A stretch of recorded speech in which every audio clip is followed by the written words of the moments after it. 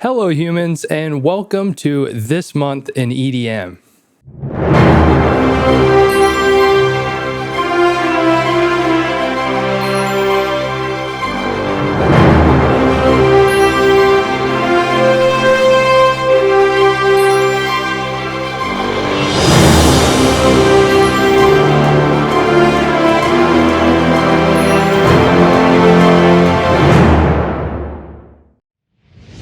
Before we get started, I just want to say today's episode of This Month in EDM is sponsored by none other than TrackDrop. TrackDrop recently added record labels to their list of networks that you can send your tracks to. So go check out my special link in the description to learn more about TrackDrop and how it can help your music. With that being said, welcome to the second episode of my new monthly series where I take a look at everything that happened this month in the world of EDM. Everything from the latest industry news to my favorite releases of the month. So pop a squat and let's find out what happened in August.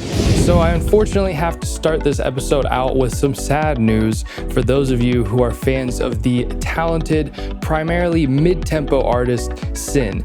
You most likely have heard of his crazy heavy mid-tempo flips of popular metal tunes such as Down with the Sickness or his phenomenal score called 28 Days Later. It pains me to report that Sin has decided to call quits on his music career. As he states in his tweet thread, Sin lost his drive to write bass music. The music industry got to him, social media got to him, and the perils of being not based in the US stunted his growth. It's always hard as an artist to see stuff like this because from the outside looking in, Sin looked so established and was achieving things a smaller artists dream of achieving. So to see that things can fall apart even at that level is a little disheartening. The good news though is Sin said he plans on releasing a few songs he made in quarantine as a final farewell. So keep on the lookout for those and go check out the rest of his music if you've never heard of Sin. He's made some heaters over the years. Moving on to our next story. Some artists, like Sin, have the luxury of ending their careers on their own accord. Other artists, like this next one, aren't afforded that luxury. Days before his return to the big stage at Bass Canyon, the artist STUCA was exposed for alleged sexual abuse towards a woman by the name of Maddie. She posted a tweet graphically detailing STUCA's abuse and manipulation towards her, which prompted 4 more, mostly anonymous, allegations to come out. Since this initial tweet, STUCA has been removed from multiple festival lineups, including Bass Canyon, as well as his music has been taken off multiple label discographies he was a part of. STUCA has responded to these allegations with a generic and shady dismissal of these allegations that pretty much ended up being the nail in the coffin for his career. Nobody bought that shit. I'll still keep tabs on this story to see if anything else comes of it in the future, because at this time, we haven't heard anything else from STUCA or Maddie. We have, however, learned that he allegedly fled the country a week after the police report was submitted, as confirmed by Maddie. Here is a clip my field reporters have acquired of him fleeing.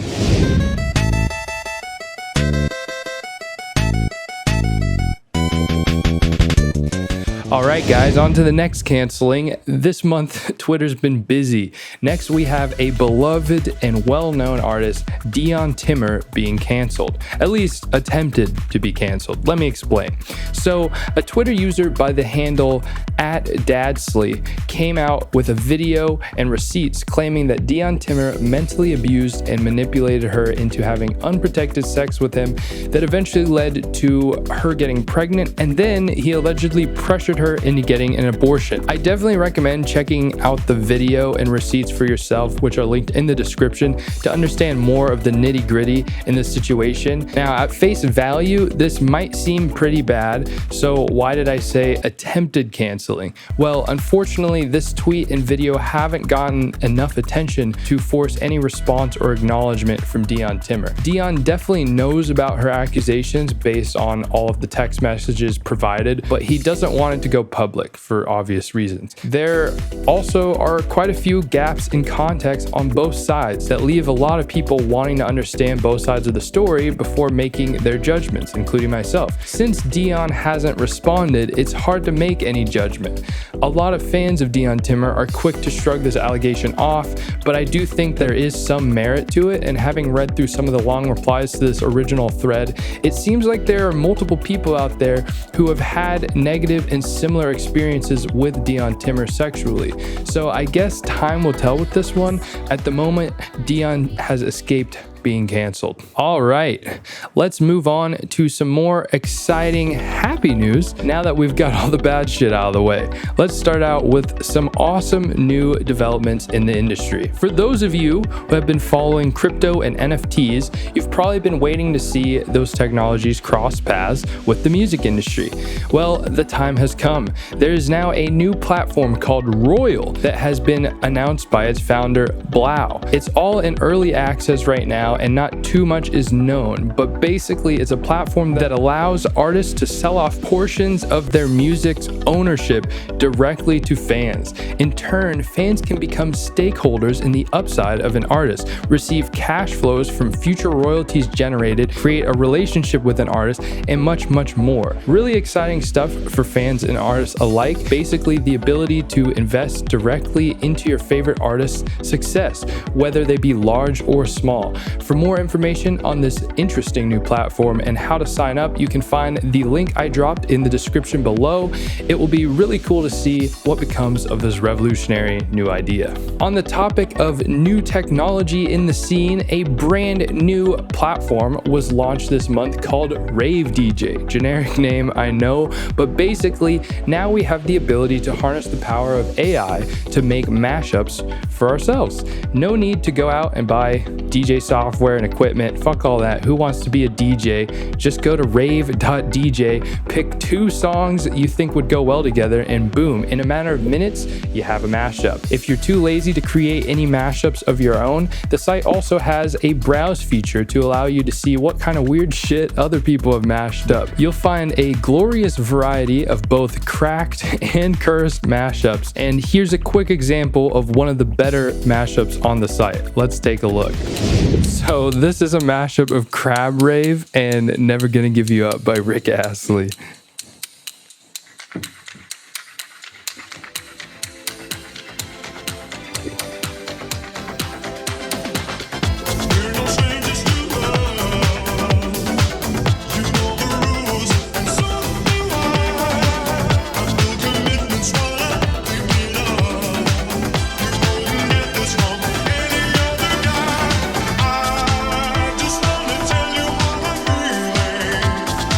I wish I actually knew the words of the Rick Roll song.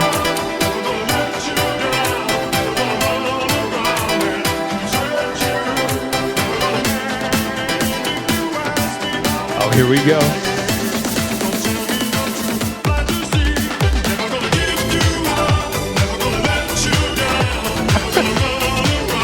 That's ridiculous. Anyways, that is Rave DJ. I'm thinking it would be really fun to do a stream soon where we just dive into the site and make some weird mashups together. But anyways, next we got some news for those of you heading to Lost Lands this year.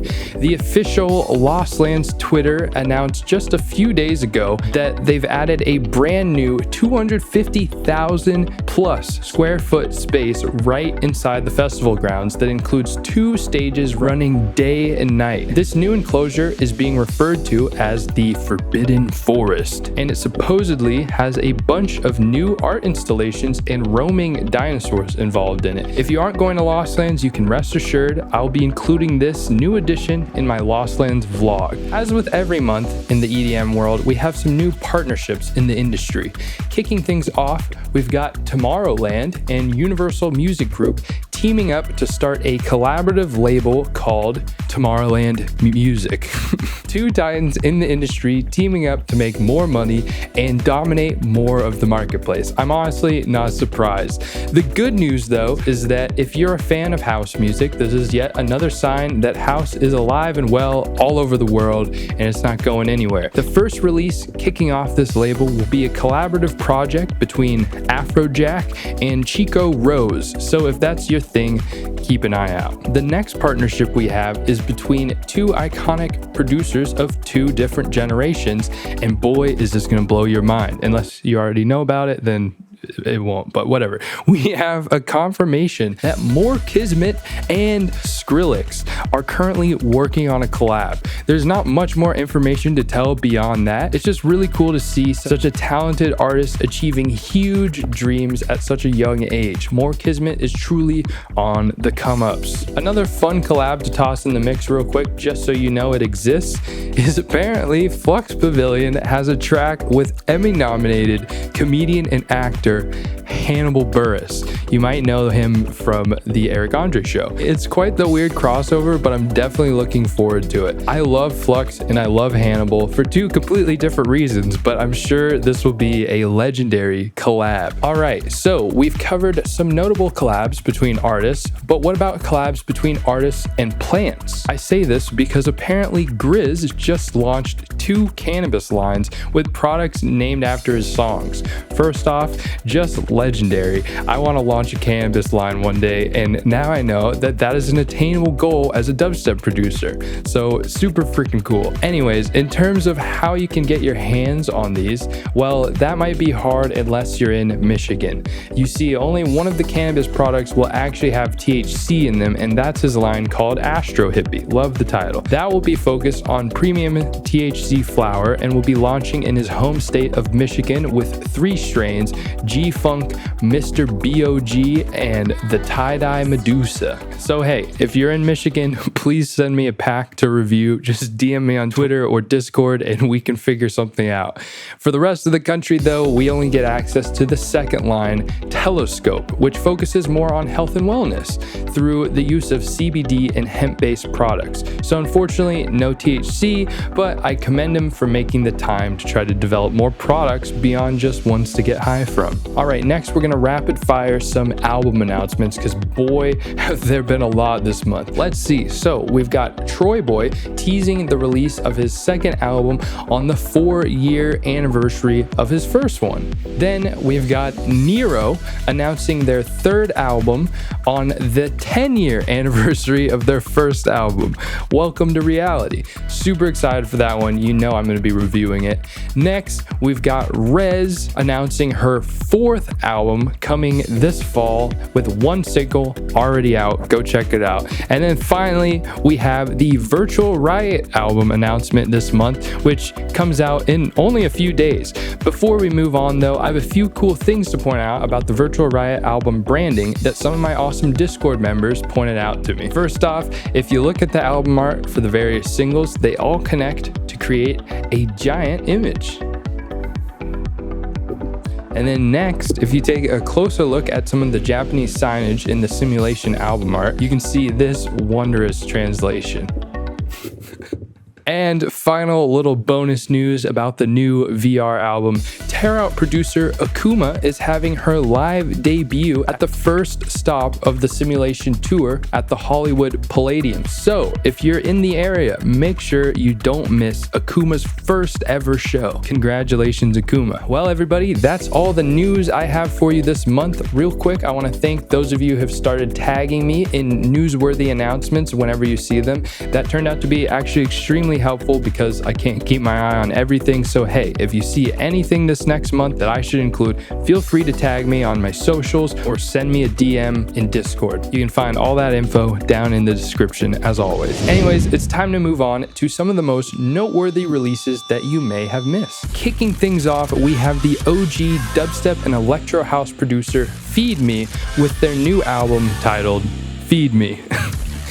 It consists of 11 songs, 2 of which are collabs with Tasha Baxter and an artist by the name of Heights. The album covers quite a variety of Feed Me's previous styles, and it's all put together in a beautifully polished visual album mix on YouTube, which I will link below for your viewing pleasure. Next, we have Panda Eyes announcing his brand new label, Panda Eyes Records, by releasing a teaser mix for the label's first ever compilation titled Gems Only. Singles from the compilation will be releasing throughout this next month, so keep an eye out. I will also definitely be reviewing this historical release. The teaser mix is linked below, as with everything else announced on this show. In the world of color bass, we have Ace Aura back on Never Say Die with his new Gem World EP. I feel like I didn't really see too much buzz about this release, so I had to make sure I included it in this month's coverage. Next, we have anime dubstep waifu Kotori with a brand new EP titled Birdhouse.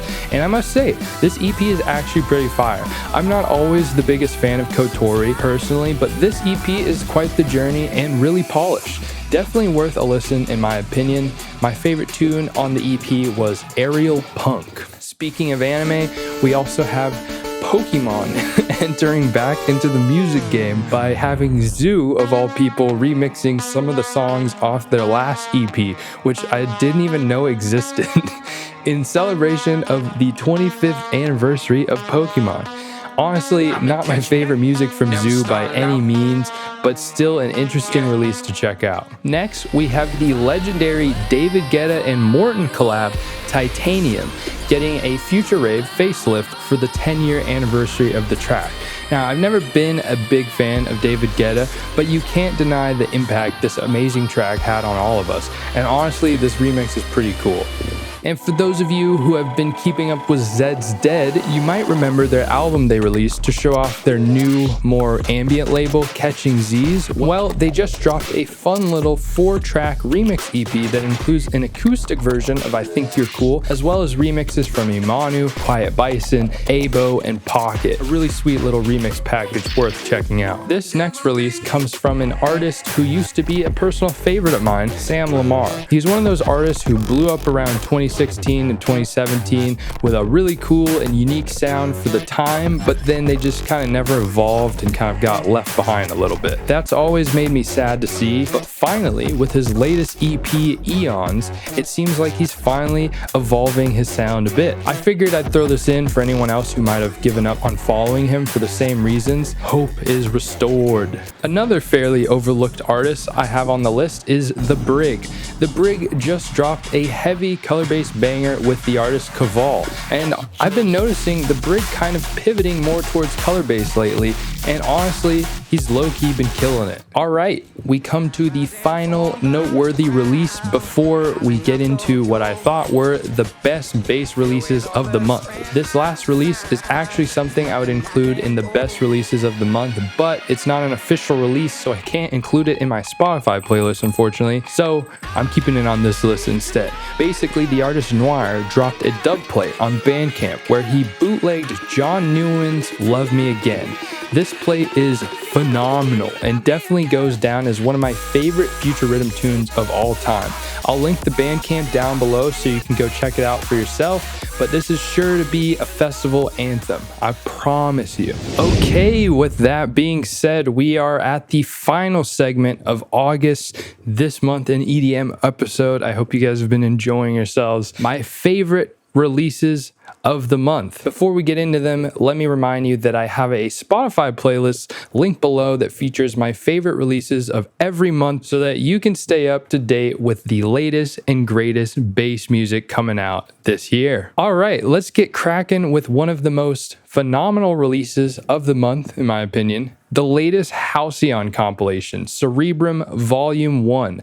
This compilation was a collaboration with a techwear brand called Neophoric, and it featured a mashup of 9 boundary-pushing NERO and IDM influenced journeys. It's honestly hard to pick a highlight of the compilation because they were all phenomenal in their own ways, but I gotta say my two personal favorites were Exodus, which was the legendary Mr. Bill Phonon and Ulasil collab, and Supervision, the drum and bass adventure created by Basic and Stasic. Go watch my first listen stream of the compilation to see my reactions to this jaw-shattering music. Keeping in line with the experimental NERO themes, next I have an album that was recommended to me by the previously mentioned artist Basic. It's the debut release from a brand new left field bass artist who goes by the name of Sorza. They just popped into the scene with their album titled I Identify. And boy, let me tell you, I don't know what they identify as, but I identified this music as out of this world. Some of the sound design in these songs absolutely blew my mind, and the mix down on all of this music is just so polished. I'm gonna skip showing you this reaction and highlight as well, because this is one of those bodies of work where you shouldn't skip around and just show clips of it. You should just go in with little expectations of what's gonna happen and just experience the journey. I highly recommend you go check this album out. And again, thanks to Basic for the recommendation. Awesome music. Next, we've got Mr. Bill popping up again, but this time with the deep dub Dawn, the Widdler, on their collab Pasta Masta or Pasta Masta. I don't know completely how to pronounce it. This one combines some upbeat dancehall vocals with a classic deep dub groove leading into the introduction of some house vocals and a more bouncy Mr. Bill style dubstep drop. Overall, this is just a really clean and really fun song that has a pleasant evolution to the second drop. It's a simple song, but it's done really well. Let's take a listen to this bop.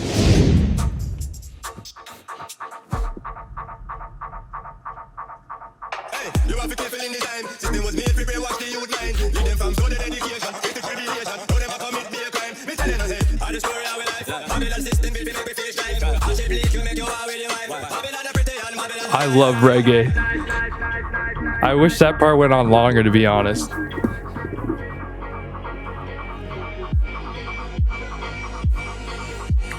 Oh, here we go.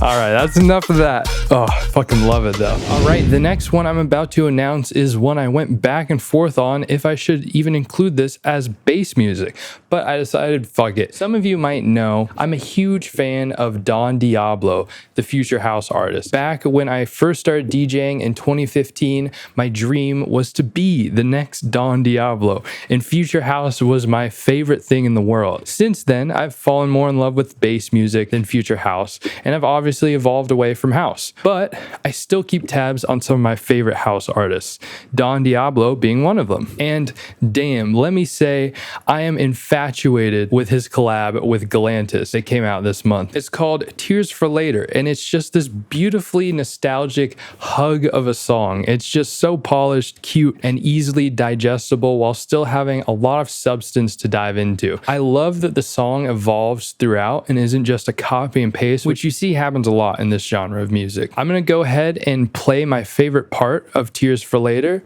where you get to hear those really cool broken synthwave drops.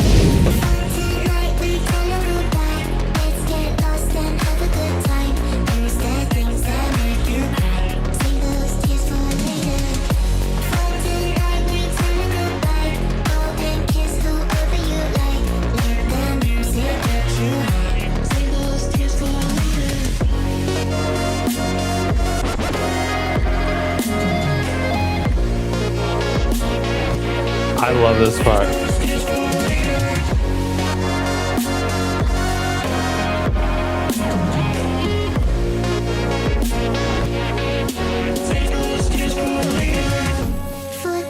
Ah, shivers. Well, since we're on the topic of house now, I might as well talk about the conjoinment of another one of my favorite house artists with a classic and beloved color-based artist we all know, Axel Boy and Chime have finally come together for their song Set Me Free. Honestly, looking back at how they've both evolved in their respective genres, I'm kind of surprised this didn't happen sooner, but here we are with this really interesting house/UK dubstep hybrid. As you'll hear in a second, their styles complement each other so perfectly, and if you're a longtime fan of Axel Boy like I am, you'll be excited to hear that this collab brought back out Axel Boy's classic dubstep roots.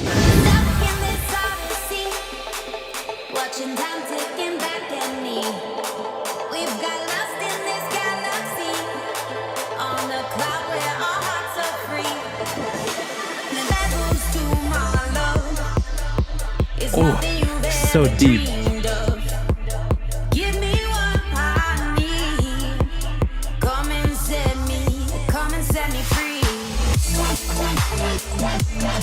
Oh, so watery.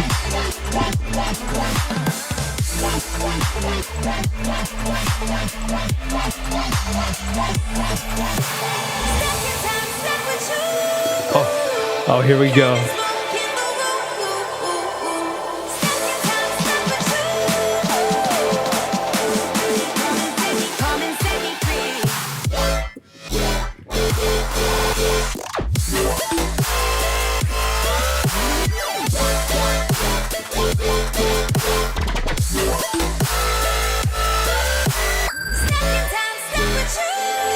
Oh, so good. Why did I just drool? This next release is one I was completely in the dark for, but I was so excited once it popped up in my Spotify release radar. It's a brand new EP from left field bass artist Minnesota. I've been a big fan of Minnesota ever since his breakout track High Low, and it's been amazing to see how he's evolved over the years. His EP Feel Again really shows how far and polished he's become and how he's really found his own sound within the wook bass realm. This whole EP is positively psychedelic and enchanting. It was honestly hard to choose a favorite, but I'm gonna have to say for me, it was the song Confusion. The tune just had an extremely fun, trippy theme of confusion, and the longer you go through the track, the deeper and more obnoxious the sound design and themes get. Definitely go check out this whole EP. Here's Confusion by Minnesota.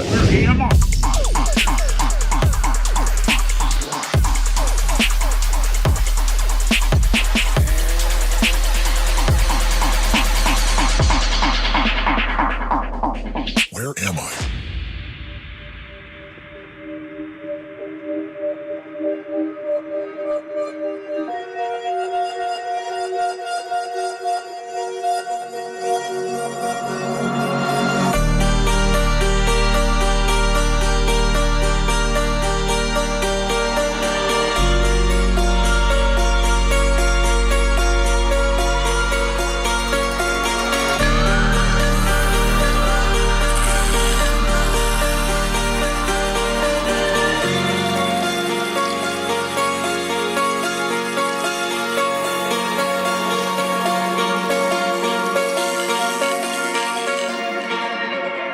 I didn't know I could feel like that.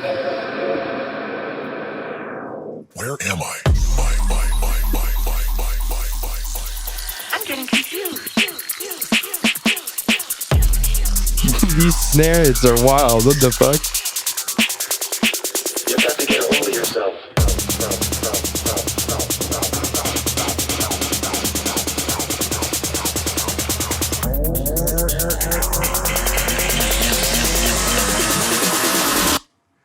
Where am I?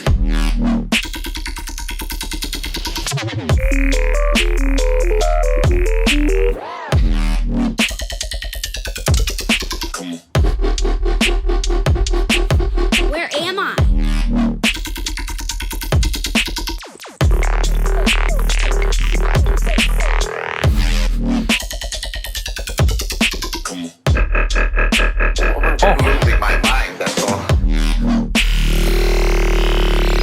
Yeah, so fucking crazy. Back to NERO for this next one. We've got the spiritual successor to the legendary collab between two drum and bass giants, Camo and Krooked and Mefjus. So we all heard No Tomorrow, hopefully. If you haven't, well, you're missing out on one of the biggest drum and bass anthems of the past 2 years. But now, in 2021, we've got Mefjus and Camo and Krooked coming back together for their 2021 drum and bass anthem, Sientelo.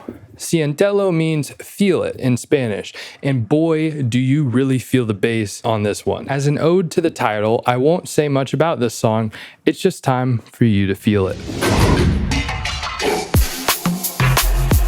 Siéntelo. Siéntelo. Siéntelo. Siéntelo. Águila del monte será.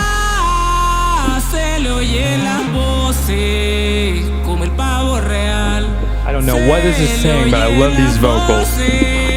Como el pavo real, se le oyen las voces, como el pavo real, águilas del monte, águilas Oh, del the shivers. águilas del monte, como el pavo real, águilas del monte.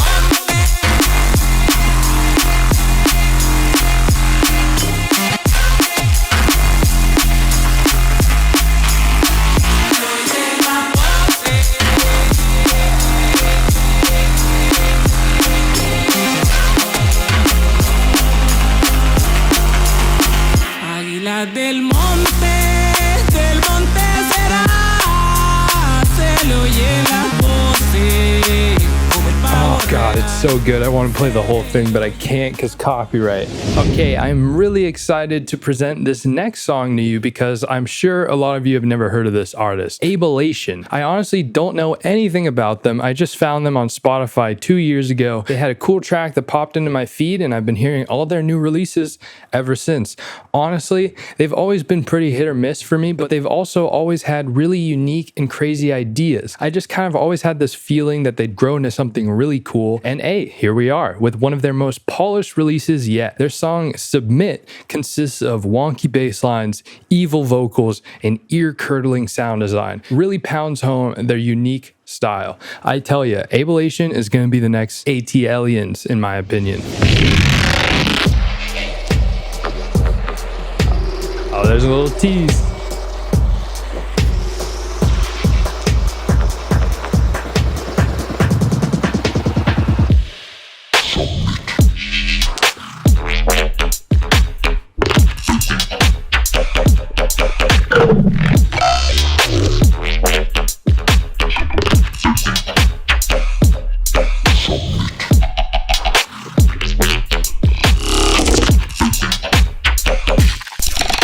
Like, what the?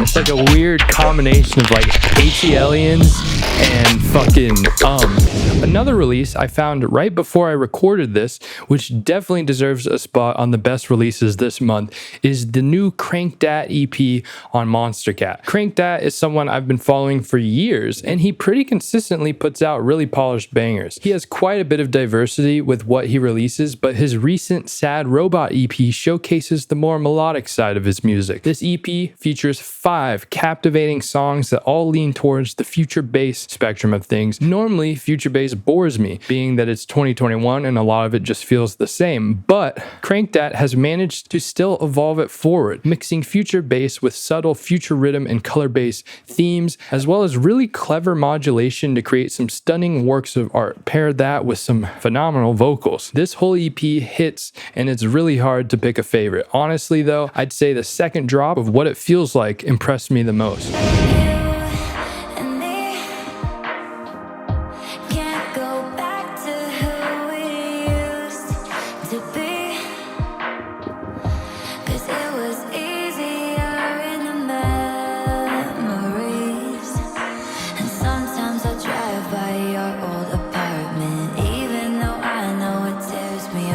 I love that fucking snare.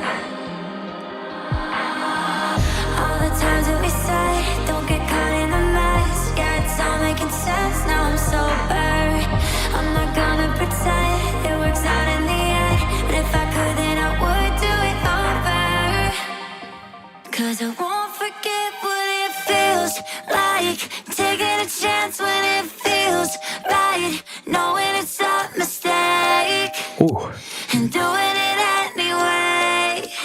And holding on to those late nights. Never to sleep in the daylight. Knowing our hearts will Oh, y'all are ready for this drop. and doing it anyway. 'Cause I won't forget what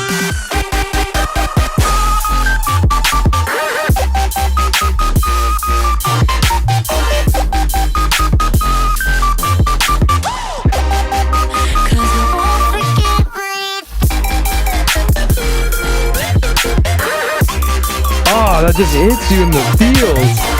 Oh, I keep drooling. What the fuck? All right, finally, I would be so remiss if I didn't include this huge release in my list of the best releases of the month, especially since I didn't get a chance to review it. The Crisis Vision Redux album, consisting of 13 heavy-hitting remixes of Must Die's Crisis Vision album. Now, before I tell you my favorites, I want you to tell me your favorites down below in the comments.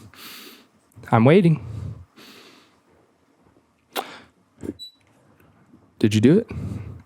All right, sick. Anyways, it was hard to pick my favorite, honestly, because everyone except maybe Trampa came in trying to really do something new with both their sound and the original song. And boy, were there a lot of cool remixes on there. But I have to say, my top 3 favorites on the Redux album were Habstrack's remix, the Sizzy remix, and surprisingly, the Bad Clot remix. I honestly might even say that the Bad Clot remix was my favorite. He really surprised me with the way he interwove the original hard dance melodies in between the heavy Britain wombs.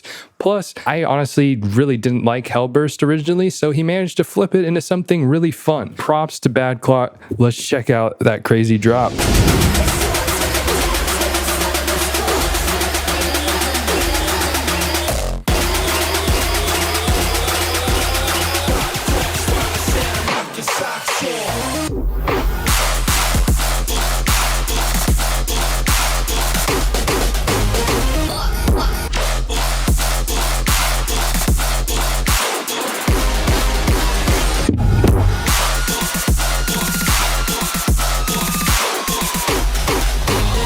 I don't actually hate that sustain. Oh, here we go. All right. Oh, I love the hard dance kicks in the build.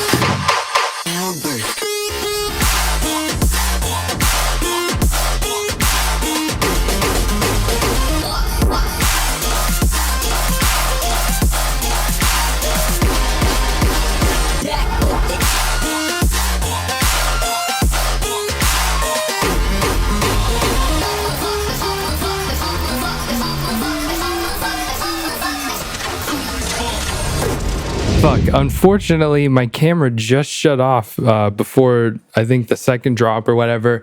Point is, second drop of that Bad Clot tune was fucking fire when the melody's coming in and out. But yeah, this pretty much concludes my favorite releases of the month. Let me know down below if there's any important releases that happened this month that I may have missed, and maybe I'll check them out in a future review or stream. And then other than that, I just really want to thank you for sticking with me to the end of this episode.